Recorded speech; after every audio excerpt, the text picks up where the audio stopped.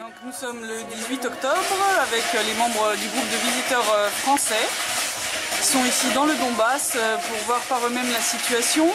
On va commencer par toi Antoine. Donc hier on a visité le centre de Donetsk, l'histoire un petit peu de la ville.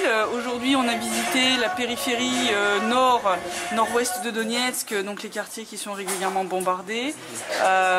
Voilà, petite impression à chaud après avoir vu ces deux aspects de la même ville.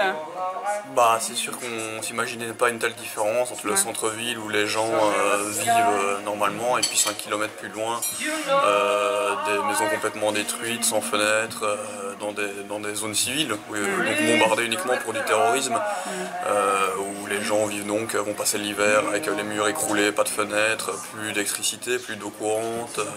Enfin voilà, la différence c'est quand même touchant de voir ça en vrai.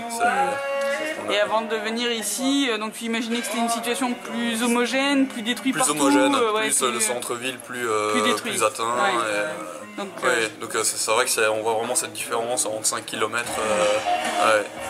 Et on se dit que le centre-ville, parce que là évidemment, c'est les quartiers qu'on a vus plus à l'ouest, sont plus détruits à cause du fait que les accords de Minsk empêchent les tirs d'artillerie qui vont plus loin.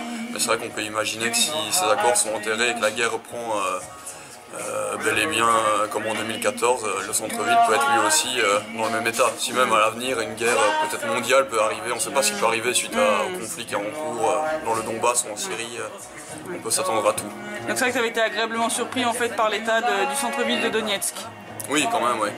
Mais c'est vrai qu'encore une fois, j'insiste là-dessus, on peut s'attendre à ce qu'ils finissent, et puis même, là j'embraye sur un autre sujet, mais si une guerre plus internationale se déclenche à partir de celle du Donbass, voir les quartiers comme on a vu détruits, on peut même se dire en France ça pourrait être comme ça après, et des attaques nucléaires, ce qu'on voit là peut être les prémices à une situation beaucoup plus généralisée. Ouais, donc de dire ce qui leur arrive aujourd'hui, ça peut arriver aussi chez nous en France. En Europe ou en Russie ou en Amérique, on ne sait pas, puisque c'est un conflit qui ne concerne pas uniquement le Donbass évidemment.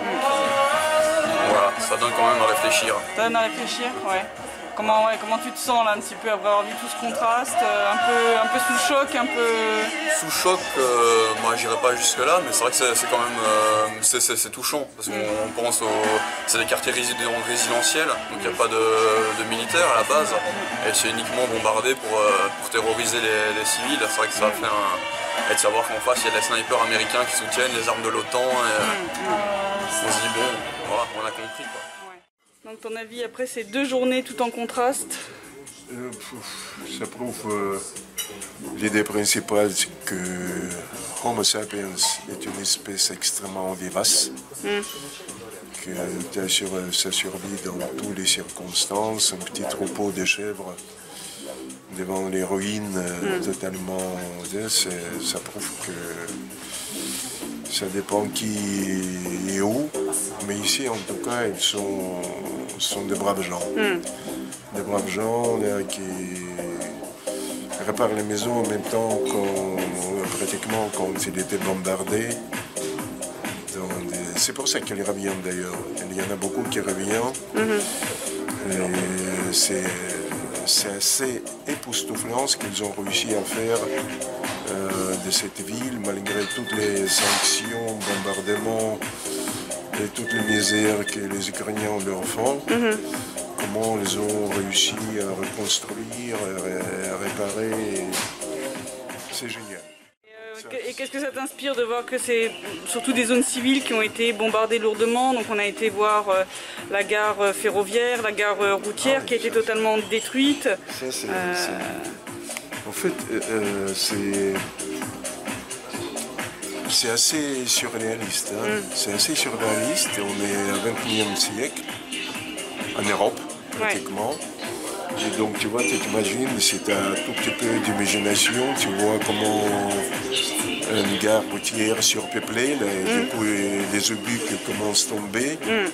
Et là, on reste encore des valises reliées, là, tu sais, comme ça, qui en témoignent, comme un décor d'un film. Là, il faut chercher un décor d'un film sur une guerre.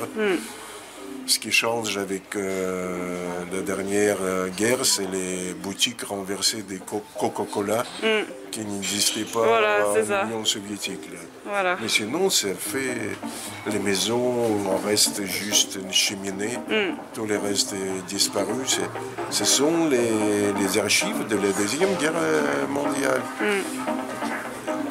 N'oubliez pas, je tiens absolument à le rappeler, que ça se fait avec notre argent, parce qu'on envoie beaucoup de sous, l'Union européenne et la France en particulier, et avec notre soutien matériel et surtout soutien informatique par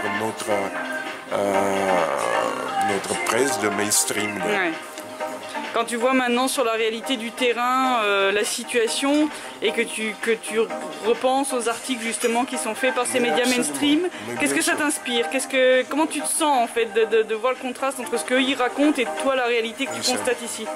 Une haine. Une haine contre les journalistes qui mentent. Contre tout, oui, une haine. Il faut qu'ils sortent de leurs chiottes molletonnées et des cafés de rive gauche et qu'ils fassent un petit saut ici, en toute sécurité. Voilà, ça m'inspire ça. Mais ils le savent.